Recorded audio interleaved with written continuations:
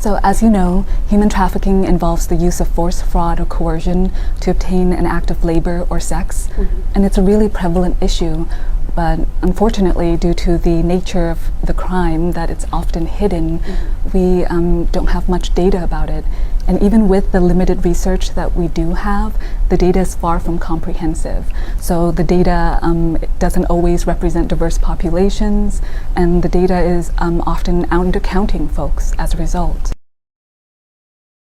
One of my clients that I've been working with over the past year, and I feel like her story really highlights for the API population how they're often left out of research when it comes to human trafficking and often overlooked, like you mentioned, right?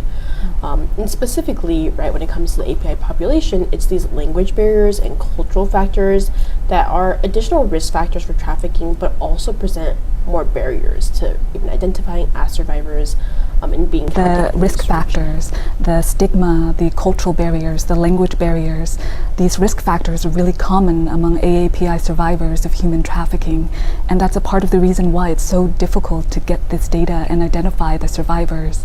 But it's critical that we get this data anyways, because otherwise they're rendered invisible.